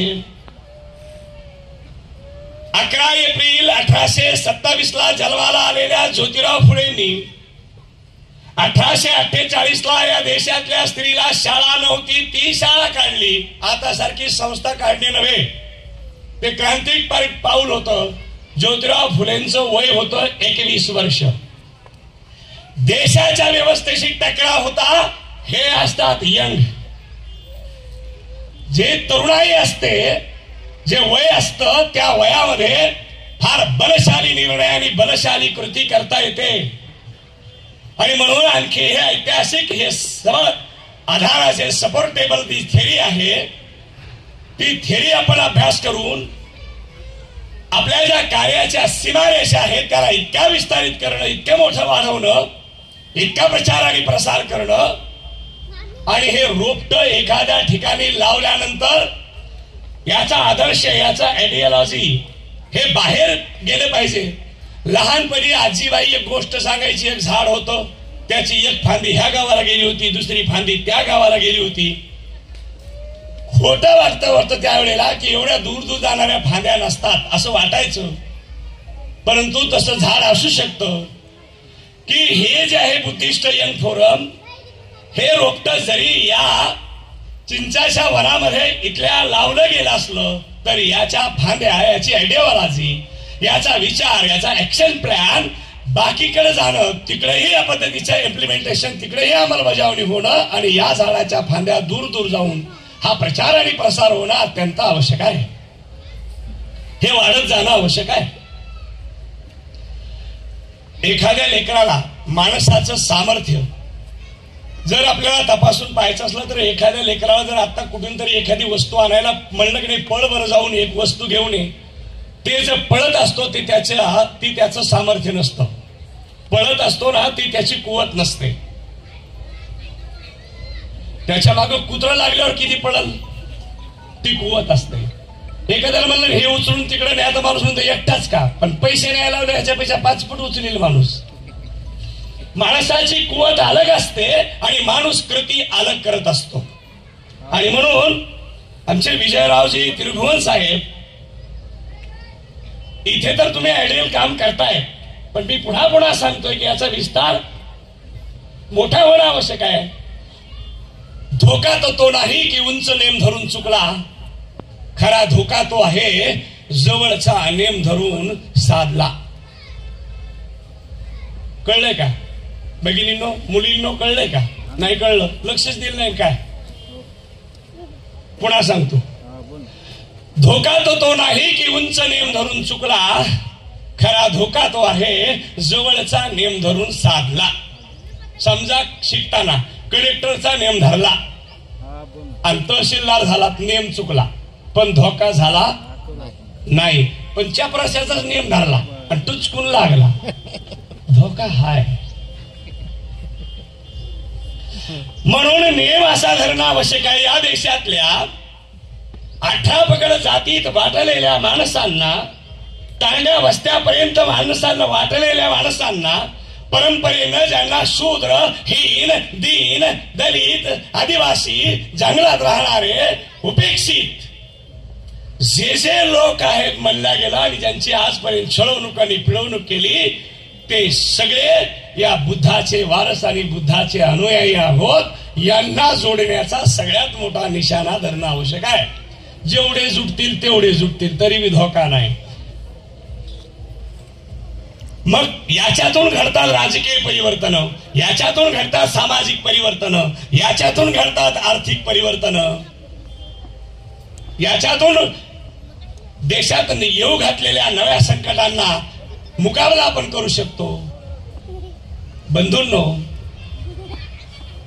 हा जो क्रीम क्लास तयार केलाय ना, हा जो वर्ग तयार केलाय ना, हा जाणीवपूर्वक तयार केलेला वर्ग आहे. हे आपलं मेरिट नाही आहे. काही काही माणसं सहज बोलताना म्हणतात नाही ना, मीच मेरिट मध्ये आलो होतो, मी असा झालो होतो, मी फर्स्ट आलो होतो, मी विद्यापीठात असंच केलं होतं, असं आपण वर पाहता म्हणतो. बंधूंनो, आपल्या पाठीमागच्या शेकडो पिढ्या त्यांच्यात एकाला मेरिट कसं काय नव्हतं? मग आपलं एवढंच मेरिट आहे की आपण फुले शाहू आंबेडकरांच्या नंतर जन्माला आलो आणि म्हणून संधी प्राप्त झाली आणि संधीचं सोनं आपण केलं. बाकीच्या लोकांना संधीच नव्हती, मेरिट कसं सिद्ध करता येईल? म्हणून जाणीवपूर्वक निर्माण केलेला हा इंटेलेक्च्युअल क्लास आहे. बंधूंनो, फुले शाहू आंबेडकरांनंतर एवढे लोक शिकले, एवढे लोक शिकले, एवढे लोक शिकले आणि चर्चासत्र या विषयावर सुरू आहेत की आपल्या दरवाजावर धोका आलाय, आपल्या दारावरती संकट उभा राहिलंय.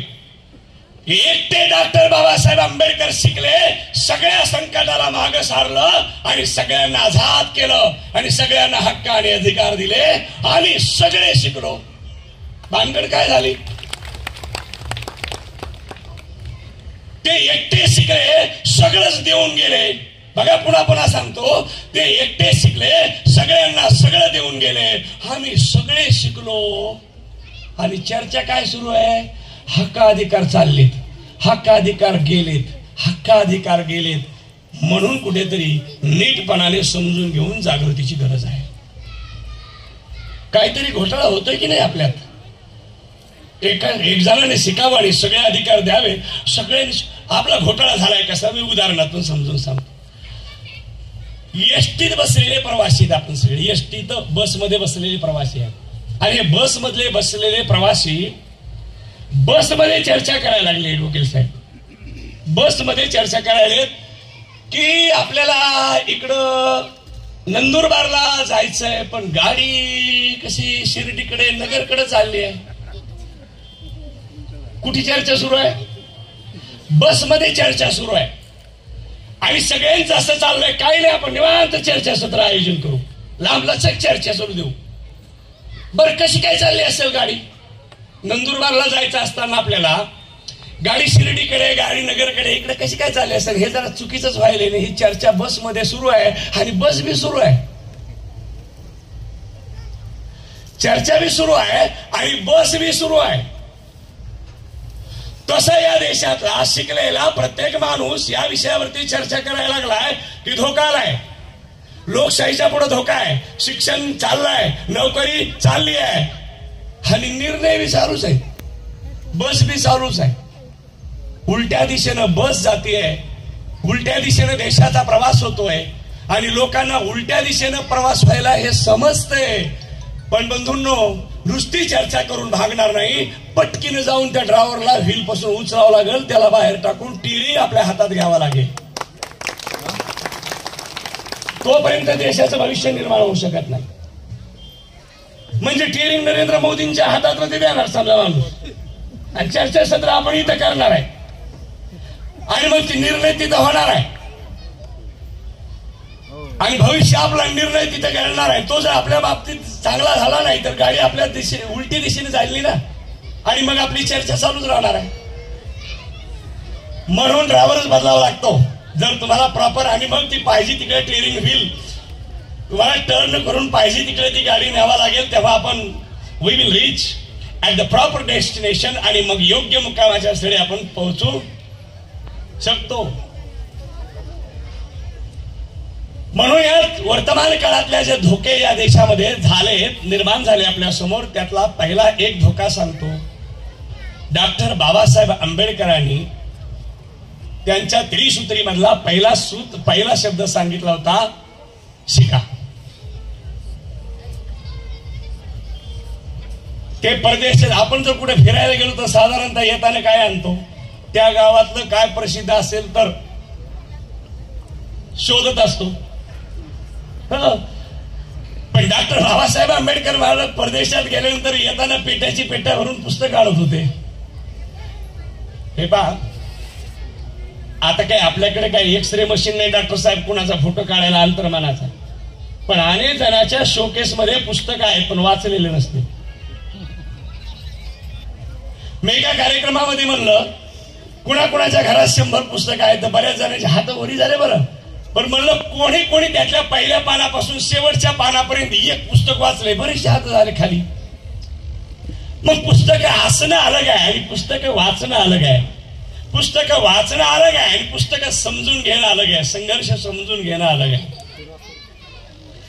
आणि म्हणून प्रचंड ज्ञानाचा वारसा आपल्याला आपल्या महापुरुषाच्या माध्यमातून मिळालेला आहे आणि त्यांची फार मोठी विरासत आपल्याला या ठिकाणी त्यांनी दिलेली आहे. आपल्याला काही करायला फक्त सांभाळायला सांगितलं होतं. डॉक्टर बाबासाहेब आंबेडकरांनी तर सांगितलं होतं, पुढं नाही नेता आलं तर मुभा दिली होती, नका नेऊ पण मागे जाऊ देऊ नका. बंधूंनो, शिक्षणाच्या बाबतीत एक गोष्ट सांगतो.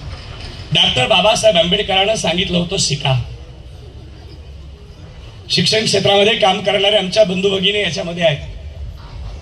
20 मार्क फुकट आहे. 20 मार्क फुकट आहे, अभ्यास करायचा नाही. आणि 15 मार्काचे उत्तर त्याच्यातच आहेत, पेपरमध्येच बघून लिहायचं. कॉपी द सेंटेन्सेस पहिलं चोरून कॉपी करावं लागत होते, आता त्याच्यातच आहे. हेच वाक्य कॉपी करा, उत्तरपदे घे, तुम्हाला मार्क आहे. इथं असं सांगितलं जातं, याला पदवी द्या, याला सर्टिफिकेट द्या, पण बुद्धिमत्ता देऊ नका. कारण बुद्धिमत्ता दिल्यानंतर हे प्रश्न विचारतात, हे मांडणी करतात, हे विश्लेषण करतात. आमचे महापुरुषाला वाटत होतं शिकलेला माणूस म्हणजे न शिकलेला समाजाचं डोळस नेतृत्व. शिकलेला माणूस म्हणजे दिशाहीन समाजाला दिशा देणारा एक होका यंत्र. शिकलेला माणूस म्हणजे आंधळ्याची नजर, बहिऱ्याचे कान, लंगड्याची काठी. समाजाचा नेता म्हणजे शिकलेला माणूस. बंधूंनो, या देशात वर्तमान काळात शिकल्या सवरलेल्या माणसांनी आणि राजकारण करणाऱ्या तथाकथित बऱ्यापैकी नेत्यांनी सुद्धा कॉम्प्रोमाइज केलं व्यवस्थेबरोबर. ते महापुरुषानं केलं नव्हतं, म्हणून महापुरुष जगभराचे मोठे झाले. No compromise at all. काही तोडजोड केली नाही महापुरुषांनी. डॉक्टर बाबासाहेब आंबेडकरांनी नेत्यांना सूचना दिली होती साहेब. त्यांनी काय म्हणलं होतं नेत्यांना, पहा,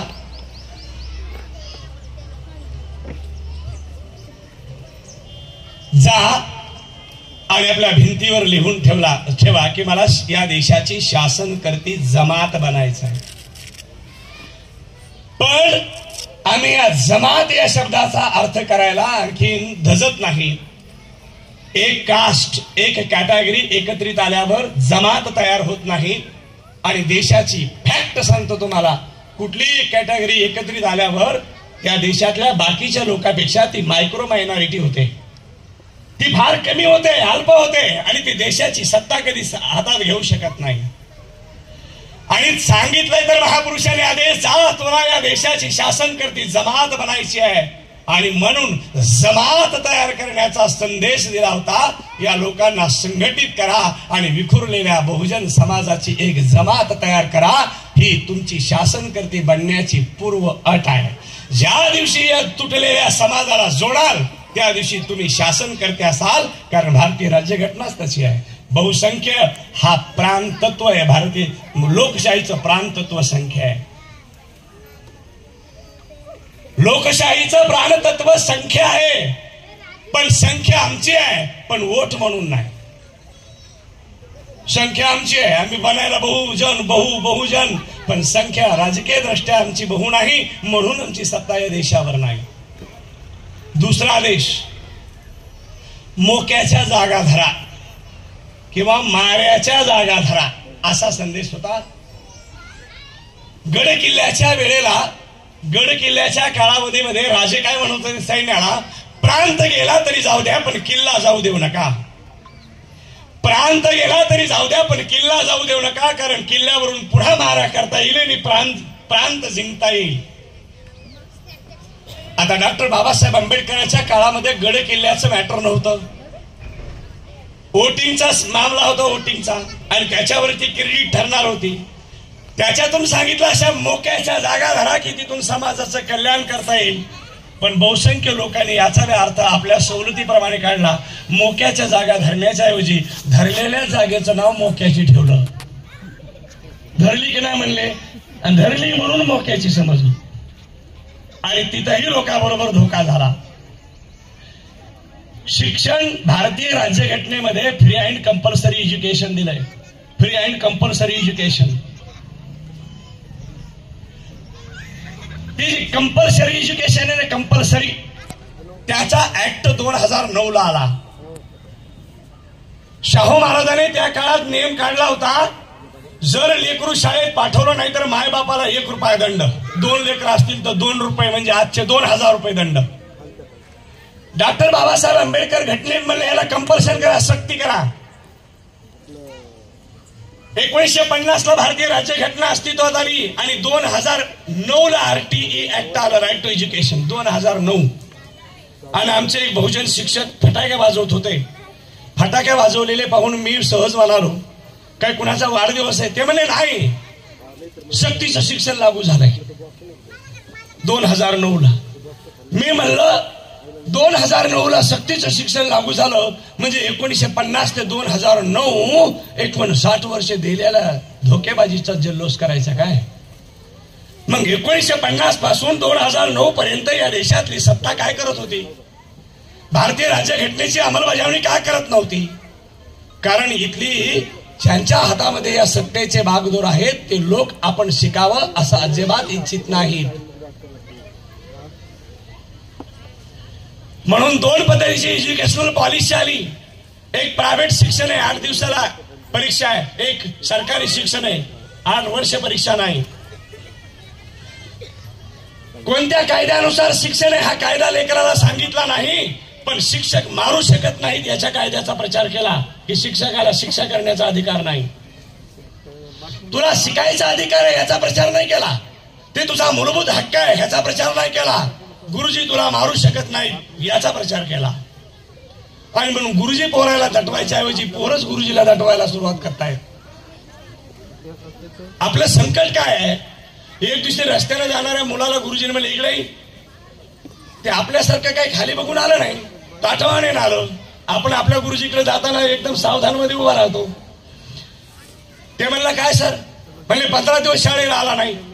ते मुलगा म्हणला आणखी 15 येणार नाही. काय म्हणणे?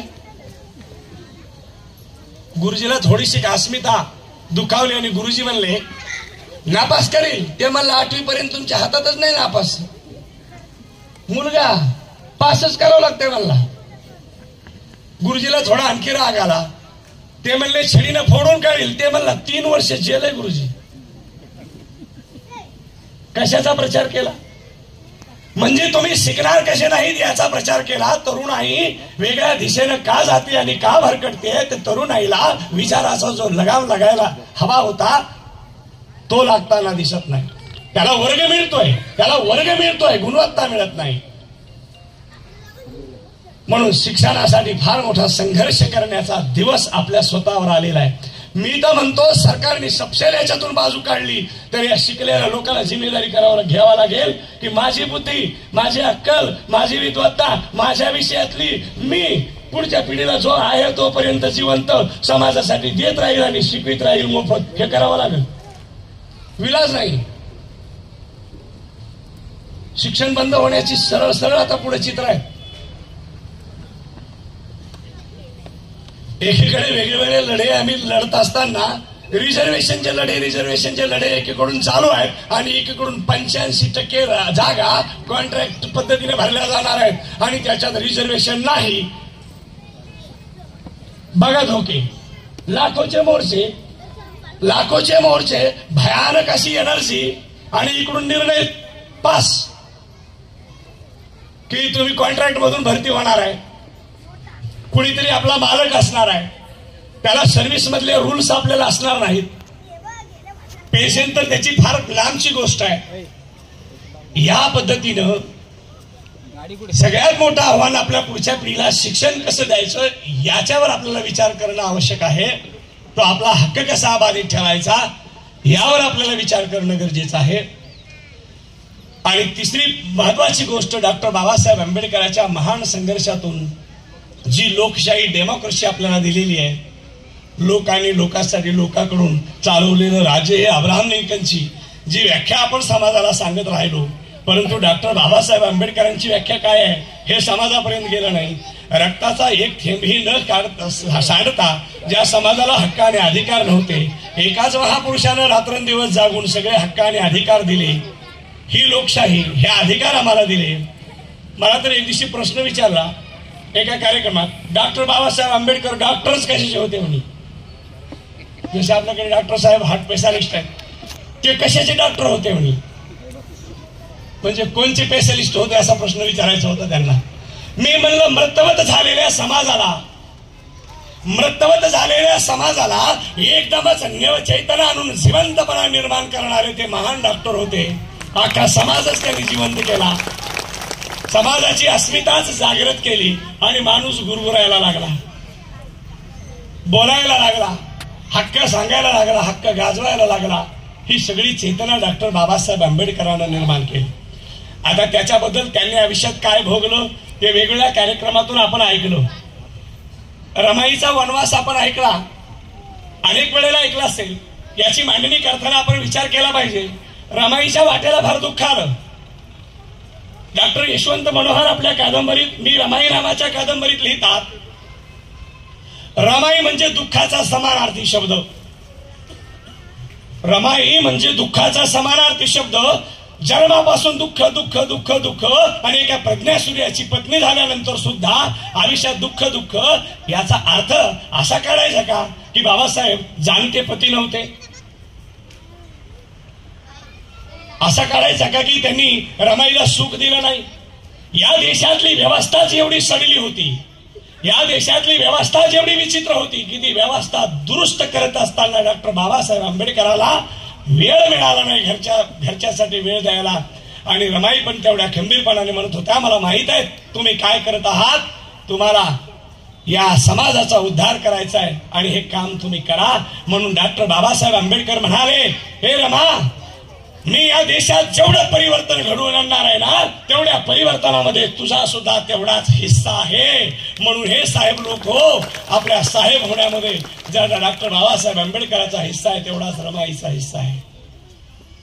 कारण त्या त्यागावर मला सांगा, एखादी पत्नी जर नवऱ्याला घरातच अडकून टाकणारी असली असती, संसार बघा आहे ना, भानगडी आहेत मोठ्या. तसं झालं असतं तर आपलं कसं झालं असतं हा प्रश्न आहे. एक दिवशी जर ज्ञानाचा व्यासंग केवढा असावा याच्यासाठी डॉक्टर बाबासाहेब आंबेडकरांचं एक उदाहरण देतो. एक दिवशी ते असे पुस्तकं घेऊन आले, नेहमीप्रमाणे पुस्तकं घेऊन जसे दरवाजात आले तसं रमाईनं पुस्तकं खेचून घेतले आणि म्हणली बास. रमाईनं सांगितलं बास झालं. अहो पुस्तकं पुस्तकं पुस्तकं, कधी पुस्तकच, जरा घर संसाराकडे बघा. आता महापुरुष असले तरी पती पत्नी पती पत्नीच. त्यावेळेला डॉक्टर बाबासाहेब आंबेडकर म्हणाले, रमा, तुला असं वाटतं का की मी खूप वाचन केले? पहा, डॉक्टर बाबासाहेब आंबेडकर स्वतःच्या वाचनाची समीक्षा करताना ती काय करतात म्हणजे आपण आपली करू, पण आपल्या आपल्या मनातच करायची, कुणाला सांगू नका. डॉक्टर बाबासाहेब आंबेडकर म्हणतात, रमा, तुला असं वाटतं का की मी खूप वाचलंय? अगं, या जगामध्ये एवढं मोठं ज्ञान आहे, एवढं मोठं ज्ञान आहे, मी ज्ञानसागराच्या घोट्या इतक्या पाण्यात गेलोय. याच्यातून दोन गोष्टी सिद्ध होतात. डॉक्टर बाबासाहेब आंबेडकरांना जगाच्या ज्ञानाचा अंदाज आहे आणि खूप भूक आहे ज्ञानाची, एवढी आहे. मी ज्या दिवशी हे कोटेशन वाचलं त्या दिवशी मी म्हणलं आपण तर पाण्याकडे सुद्धा गेलेलो नाही. तेच घोट्या इतक्या गुडघ्या इतक्या पाण्यात जर असतील, एवढं वाचन केलं, आपण तर तिकडे गेलो नाही, तळ पायाला सुद्धा आपल्या ओलं लागलेलं नाही. इतकं वाचन डॉक्टर बाबासाहेब आंबेडकरांचं इतकं प्रचंड वाचन होतं. तो व्यासंग आपल्याला कुठेतरी जाणीवामध्ये ठेवावा लागणार आहे. आपल्याला हे रेफरन्स सगळे पाहावे लागणार आहेत. त्यांनी लोकशाही दिली आणि लोकशाहीमध्ये मताचा अधिकार दिला. मताचा अधिकार दिला बंधूंनो. आणि हा मताचा अधिकार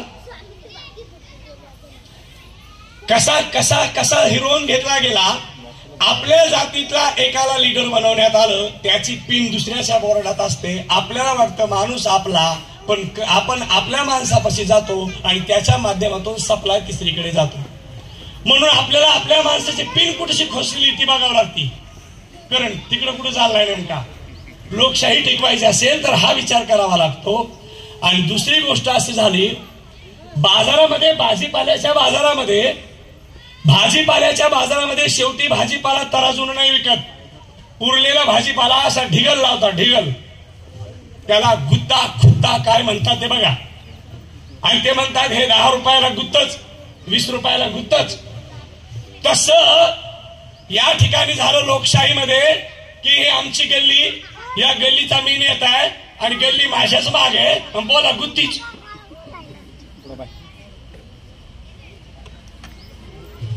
असं नेतृत्व जर आलं तर केवळ सौदेबाजीसाठीचं नेतृत्व, केवळ सौदेबाजीसाठीचा एकत्रितपणा हा या देशातल्या बहुजनांना न परवडणारी गोष्ट आहे. अहो, काही दिवस माणसाला जोडत राहिलो, काही दिवस समाजाच्या परिवर्तनाचं काम केलं तर राजे आपणच आहेत ना, देशाचे मालकच आपण आहेत, संख्याच आपली आहे. पण काही दिवस देणारी माणसं नाही, रात्रंदिवस समाजासाठी देणारी माणसं नाही. आणि जेव्हा आम्हाला वोटिंगची किंमत कळायला लागली, तेव्हा विकत घ्यायला सुरुवात केली. 5 वर्षाला 500 रुपये म्हणजे, वर्षाला 100 रुपये म्हणजे, महिन्याला 8 रुपये म्हणजे दिवसाला 27 पैसे. 27 पैशाला चॉकलेट सुद्धा येत नाही. राजा बनण्याचा दिलेला अधिकार 27 पैसे रोजाने देऊन टाकला. असा पुढे समाज निर्माण झाला. महापुरुषाला आम्ही मानतो ते वेगळ्या अर्थाने मानायला लागलो. महापुरुषाची जयंती आपण रस्त्याने काढताना एखाद्या आमदाराचे, खासदाराचे, मंत्र्याचे पैसे घेऊन तरुणाई जेव्हा नाचत असते डीजेच्या तालावर, तेव्हा तो मंत्री आपल्या बंगल्यातून असं म्हणत असतो, ती रस्त्यानं नाचतायत ना, त्याचा रिमोट कंट्रोल माझ्या हातात आहे. मी नाचवलं त्यांना पैसे देऊन.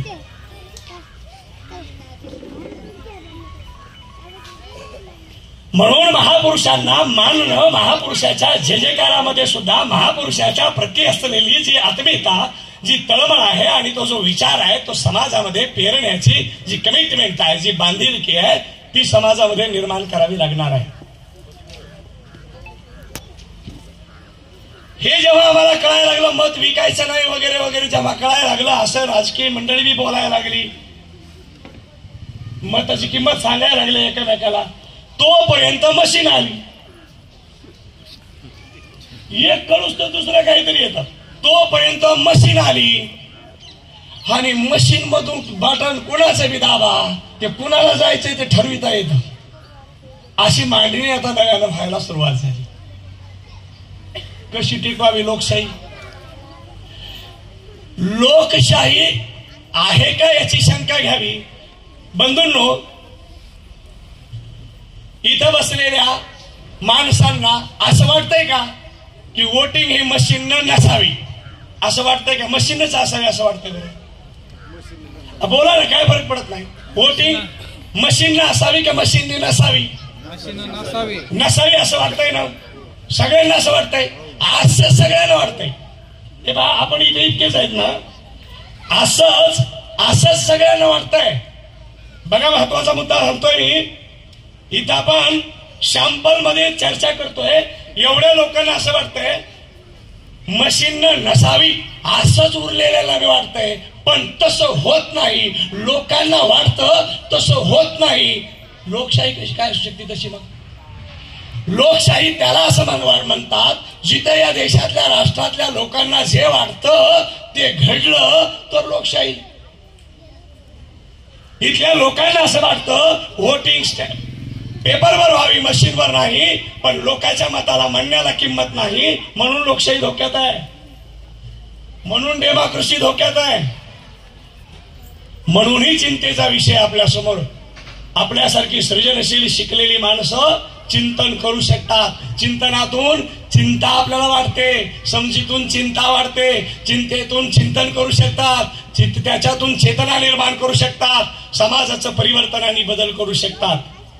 बंधूंनो, शेवटी सगळ्या कार्यक्रमाच्या प्लॅन मध्ये मी एक मुद्दा तुम्हाला सांगतो, कसं करावं लागेल. अन्यायाच्या विरोधात आपण धावून जातो, पण हा अन्याय कोण कोणावर करतो? हा बी प्रश्न आहे. अन्याय कोण कोणावर करतो? जर बहुजनाच्याच काही जाती बहुजनावर अन्याय करत असतील तर त्याचं उत्तर कसं काय काढायचं? त्याचं उत्तर कसं शोधायचं? त्याचं काय उत्तर आहे? हे बघा, सज्जन समाज तयार झाला तर पोलीस स्टेशनची गरज आहे का?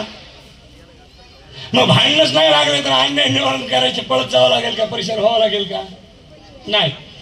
म्हणून मी तुम्हाला सांगतो, हे महापुरुषाची श्रंखला जोडली, महापुरुषाची जर श्रंखला जोडली तर बहुजन तरी एकामेकावर अन्याय करू शकत नाही. असं मी तुम्हाला एक चैन जोडून देतो.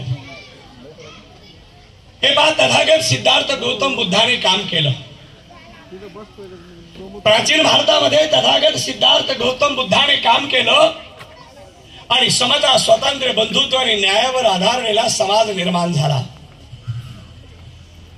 पूज्य भंतेजी यांचं या ठिकाणी आगमन होत आहे आणि असा एक बहुजन समाज निर्माण झाला. माझ्या मुद्द्याकडे सगळे लक्ष असू द्या. बुद्धाने काम केलं आणि आयडियल असा एक समाज प्राचीन भारतात निर्माण झाला. या देशामध्ये विश्वविद्यालय निर्माण झाली. विश्वविद्यालय, नालंदा, तक्षशिला सारखी विश्वविद्यालय निर्माण झाली. ज्या वेळेला अमेरिकेमध्ये अंगणवाडी, बालवाडी नाही, त्यावेळेला भारतात विश्वविद्यालय असावीत आणि अमेरिका महासत्ता बनावा आणि भारतामधली शिक्षण व्यवस्था ठरवावी. जगातल्या 200 स्टँडर्ड युनिव्हर्सिटीमध्ये भारतातली एकही युनिव्हर्सिटी नाही आहे. Not a single university. 200 चांगल्या विद्यापीठामध्ये भारतातलं एक बी विद्यापीठ नाही आहे.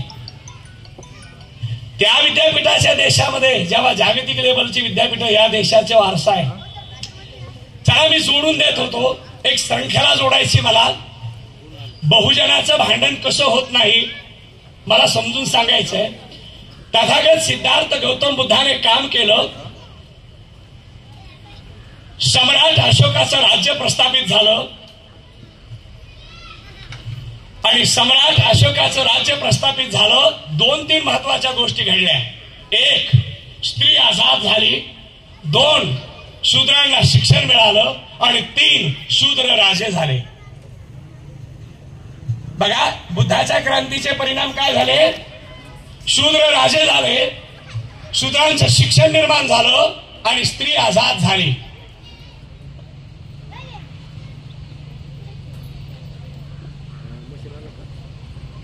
त्या व्यवस्थेचे वारस आहे.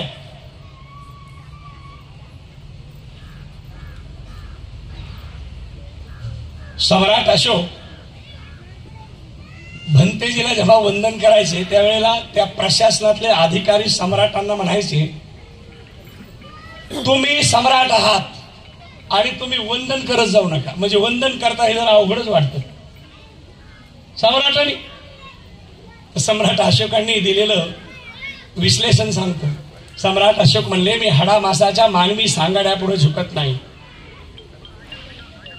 सम्राट अशोक म्हणाले, मी हाडामासाच्या मानवी सांगाड्यापुढे झुकत नाही. समता, स्वातंत्र्य, बंधुत्व आणि न्यायासाठी घरदार सोडून बाहेर पडले त्या त्यागाला वंदन करतोय. आता माझं वाक्य ऐका बंधूंनो आणि भगिनींनो. इतिहास फक्त त्यागाचाच लिहिला जातो, भोगाचा कधी इतिहासच होत नाही. म्हणून महापुरुषाने त्याग केला, बुद्धाने काम केलं, अशोक सम्राट झाले, सगळ्यांना शिक्षण मिळालं. संतांनी बुद्धाचंच काम केलं.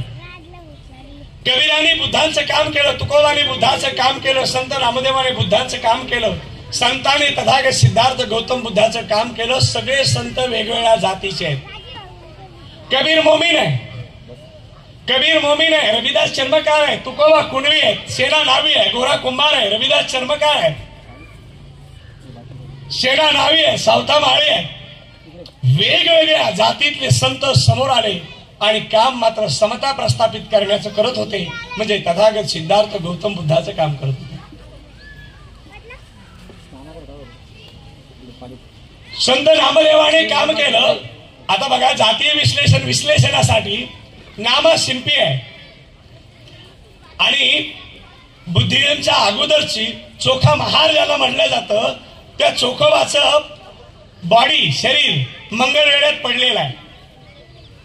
आता हे काय झालेलं त्याच्या इतिहासात मी जाणार नाही, पण जात वेगळी आहे.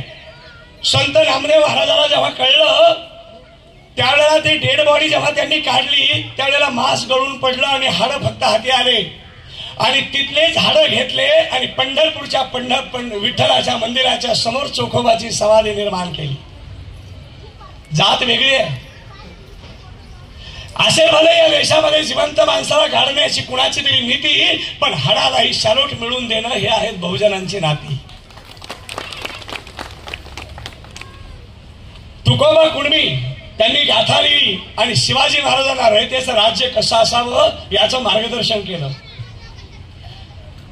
स्त्रीला आई समान मानायचं संत तुकाराम महाराजांच्या अभंगातलं तत्वज्ञान शिवाजी राजांनी आपल्या प्रॅक्टिकल लाईफ मध्ये अंगीकारलं आणि शिवाजी राजांची एक आयडियल राज्यव्यवस्था निर्माण झाली. शिवाजी महाराजांच्या राज्यव्यवस्थेनंतर पेशवाई आली, पुढे छत्रपती होते, पण तरी शिवाजी राजाची समाधी हरवली. जातीच्याच घेणं देणं नाही. ज्योतिराव फुलेंनी समाधी शोधली आणि 10 दिवसाचा शिवजयंती उत्सव सुरू केला, हे पण जातीचे नाही. मग ज्योतिराव फुलेंनी महान काम केलंय, पण ज्योतिराव फुले जातीचे नाहीत म्हणून डॉक्टर बाबासाहेब आंबेडकर त्यांना गुरु म्हणायला काही मागे हटले नाहीत. जाहीररित्या डिक्लेअर केलं. 1954ला भाषण झालं आणि त्या भाषणामध्ये डॉक्टर बाबासाहेब आंबेडकर डिक्लेअर करतात, महाराष्ट्रातले महान शूद्र ज्योतिराव फुले माझे गुरु आहेत असं म्हणताना मला गौरव वाटतो. ज्योतिराव होते 7वी शिकलेले आणि डॉक्टर बाबासाहेब आंबेडकर जागतिक शिकलेले. ते प्राध्यापकाला गुरु म्हणले नाही, प्राचार्यांना गुरु म्हणले नाही, ते युनिव्हर्सिटीच्या कुलगुरूला गुरु म्हणले नाही, लंडन स्कूल ऑफ इकॉनॉमिक्स मधल्या कुठल्या प्रोफेसरला गुरु म्हणले नाही. थेट म्हणले राष्ट्रपिता ज्योतिराव फुले माझे गुरु आहेत. दुसरे गुरु त्यांना एक संत गुरु म्हणायचं होतं, तर जातीपुरता विचार केला असता तर म्हणले असते मध्ययुगीन भारतामध्ये आपले एक संत होऊन गेले, घरची घरी बघू चोखोबा. पण नाही म्हणले कबीर माझे गुरु आहे, जोडण्याचं शास्त्र. आणि तिसरे माझे गुरु तथागत सिद्धार्थ गौतम बुद्ध आहेत. हे आहे या देशामध्ये होया. डॉक्टर बाबासाहेब आंबेडकर, महात्मा फुले, शिवाजी महाराज असं करत करत कबीर आणि जायचं सगळ्यांचं स्टेशन आहे तथागत सिद्धार्थ गौतम बुद्ध. फक्त समाजाचं प्रबोधन झालं नाही एवढीच अडचण आहे. पुढे बघा मी सांगतो, डॉक्टर बाबासाहेब आंबेडकरांनी हे 3 गुरु मानले, तिघाची भेट नाही. आता काय गुरुहित लोकांचे बैठकीतले फोटो बघावं. आता तुम्ही तरी सुटलेले माणसे ह्याच्यात, ओबीसीतले तर काय लंगुटे यार गुरु हे असले गुरु बाबा. मी तर म्हणलं हे कुणाचा फोटो आहे? ते म्हणले आमचे गुरु आहेत. म्हणलं हे कशामुळे गुरु आहेत? ते म्हणले त्यांनी आमच्या कानात फुंकलं होतं. आणि म्हणलं तुम्ही शिष्य कशामुळं? ते म्हणले आम्ही फुंकून घेतलं होतं. म्हणलं त्यांनी तुम्हाला काही सांगितलं होतं का? ते म्हणले काही सांगितलं नव्हतं, फक्त एवढं सांगितलं होतं की मी काही सांगितलं नाही हे कुणाला सांगू नका म्हणे. आता डॉक्टर बाबासाहेब आंबेडकरांना प्रश्न विचारला, ज्योतिराव फुलेला भेटले नाही, कबीरांना भेटले नाही, बुद्धाला भेटले नाही, तुमचे गुरु कसे? उत्तर आहे ते ज्या तत्वासाठी जगले ते तत्व महान आहेत म्हणून ते माझे गुरु आहेत. कारण मलाही त्याच तत्वासाठी जगायचं आहे आणि ते तत्व आहेत समता, स्वातंत्र्य, बंधुत्व आणि न्यायावर आधारलेला नवा समाज निर्माण करायचा आहे. डॉक्टर बाबासाहेब आंबेडकरांवर नितांत प्रेम करणारे गाडगे बाबा होते. गाडगे बाबा आणि डॉक्टर बाबासाहेब आंबेडकर यांची भेट झाल्यावर गाडगे बाबा बाबासाहेबांना म्हणाले, जरा लवकर भेट झाली असती तर धर्मशाळा काढल्याच नसत्या, नुसत्या शाळाच काढत राहिलो असतो सगळ्या. जरा उशीरच झाला भेटीला. पण डॉक्टर बाबासाहेब आंबेडकर, गाडगे बाबाचं कीर्तन चालू होतं. कीर्तन चालू असताना गाडगे बाबाचा मुलगा मृत्यू पावला असा निरोप आला. गाडगे बाबाचं कीर्तन थांबलं नाही. स्वतःच्या पोटच्या मुलाच्या मृत्यूचा निरोप आल्यानंतर सुद्धा गाडगे बाबाचं कीर्तन थांबलं नाही. किती गेले कोट्यानं कोटी काय रोडो एकासाठी कीर्तन चालू ठेवलं.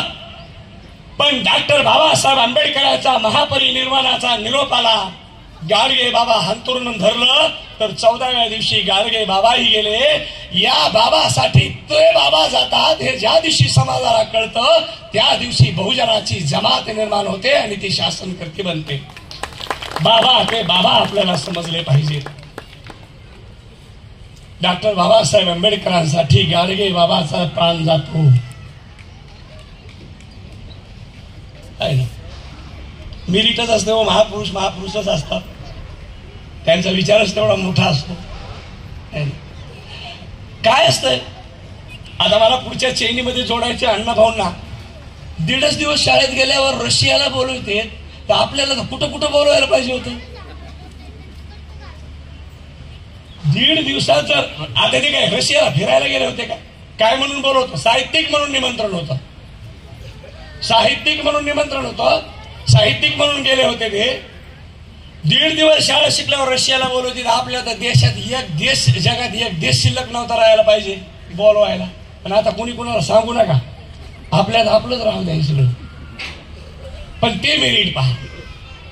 आणि ते अण्णाभाऊ पुन्हा जातीचा विचार करत नाहीत, तर घाव घालून असे नाही ऐकले, घाव घालून समाजाला बदलायचा आदेशच मला डॉक्टर बाबासाहेब आंबेडकरांनी दिलाय, हे अण्णाभाऊ म्हणतायत. आणि हेच अण्णाभाऊ रशियाला गेले तर म्हणले नाही या जातीतल्याच एखाद्याचा पवाडा गातो. छत्रपती शिवाजी राजाचा पवाडा रशियात गायला. मग मी म्हणतो अण्णाभाऊ साठे रशियात शिवचरित्र गातात. अण्णाभाऊ साठेंना डॉक्टर बाबासाहेब आंबेडकरांचा आदेशप्रिय वाटतो. डॉक्टर बाबासाहेब आंबेडकरांना महात्मा फुले, कबीर आणि बुद्धगुरू वाटतात. हे तिन्ही ओबीसी आहेत. महात्मा फुले, संत कबीर आणि तथागत बुद्ध हे तिन्ही पण ओबीसी आहेत आजच्या परिभाषेत. बरं का, आता हे ओबीसीला कळायला पाहिजे. अहो मोठेपणाचं क्रेडिट घ्यायपुरता विषय आला माणूस नसावा. ह्याच्यात मोठेपणा मी आहे ना ओबीसीला का? अरे बाबा, मी अशा जातीत पंथात जन्मलो की डॉक्टर बाबासाहेब आंबेडकरांचे जागतिक विद्वान सुद्धा यांना गुरु मानतात आणि मी त्याच्यात भूषण घेण्यासारखे तरी, पण ते मी पता लागा समाजाला काय करावं. 3 महापुरुष डॉक्टर बाबासाहेब आंबेडकर गुरु मानतात. ज्योतिराव फुले शिवाजीराजाची समाधी शोधून शिवजयंती सुरू करतात. शिवाजीराजे तुकोबाचा विचार ऐकतात. तुकोबा म्हणतात मला नामदेवाच्या विचाराने प्रेरित झालो. संत नामदेव महाराज चोखोबाच्या हाडाची समाधी निर्माण करतात. आणि हे सगळे संत तथागत सिद्धार्थ गौतम बुद्धाच्या विचाराची प्रेरणा माझ्यावर आहे अशी मांडणी अभंगात करतात. हे नव्हते एका जातीचे, होते एका मतीचे, एका नीतीचे आणि भूमिपुत्र एका मातीचे. आणि म्हणून ती श्रंखला तयार झाली. ते नव्हते एका, पुन्हा सांगतोय, जातीचे, होते एका मतीचे, एका नीतीचे, भूमिपुत्र एका मातीचे. ते होते बळीपुत्र, ते होते बुद्धपुत्र, ते बुद्धाचे पुत्र, बुद्धाचे अनुयायी सगळेचे सगळे स्वतःला मानत होते. म्हणून एकाच धातूच्या जाती जातीत तुटून पडलेल्या कड्या ज्या दिवशी आपण अशी उचलून घेऊन कडीत कडी अडकू आणि अखंड बहुजनांची एक साखळी निर्माण करू, त्या दिवशी बहुजनांची जमात निर्माण होईल. आणि जमात निर्माण होणं हे लोकशाही प्रस्थापित करणं आणि टिकवण्याची पूर्व अट आहे. म्हणून बांधवांनो, अशी एकाच धातूच्या जाती तुटून पडलेल्या कड्या एकात एक अडकून महापुरुषाच्या समतावादी विचाराची अखंड श्रंखला निर्माण करून समाजाला इमाने ईदबारे जोडण्याचं काम करावं लागेल, तर राष्ट्रातली लोकशाही आपली टिकेल. ही गोष्ट लक्षात ठेवा. सगळ्यांना एकत्रित येऊन जो करायचा कारनामा, त्याच्यातून पुन्हा महाभारत नाही. श्रीकृष्णाने अर्जुनाच्या रथाचं सारथ्य केलं तर महाभारत घडलं. श्रीकृष्णाने अर्जुनाच्या रथाचं सारथ्य केलं, महाभारत घडलं. पण आपल्याला काही दिवस या देशातल्या फुलेशाह आंबेडकर आणि तथागत बुद्धाच्या विचाराचं इमानी इतबारे वैचारिक सारथ्य करायचं, पुन्हा महाभारत नाही पण नवा भारत निर्माण करू शकतो. तो नवा भारत निर्माण करण्यामध्ये बुद्धिस्ट यंग फोरम कोपरगावचं फार मोठं योगदान असावं आणि असेल. आणि हे झाड, हे रोपटं हे खूप विस्तारित होईल, याचा प्रचार आणि प्रसार होईल. हे आयडिओलॉजी हा आदर्श गावागावामध्ये पसरेल, बाकीच्यांना हा संदेश मिळेल. अशा पद्धतीची मांडणी, अशा पद्धतीचे कार्यक्रम तिकडेही होतील. अशी आपल्याला जोडणी करावी लागेल. असं काम आपण सर्व लोक कराल अशी या ठिकाणी अपेक्षा करतो. मला बोलवलं, बोलण्याची संधी दिली, आपल्या सर्वांची भेट या निमित्तानं झाली. एवढ्या सृजनशीलतेनं आपण सर्वांनी हे सगळं ऐकून घेतलं, त्याबद्दल आयोजक, संयोजक, नियोजक आणि आपण सर्वांचे खूप खूप आभार, धन्यवाद. जय भीम, जय बुद्ध, जय भारत.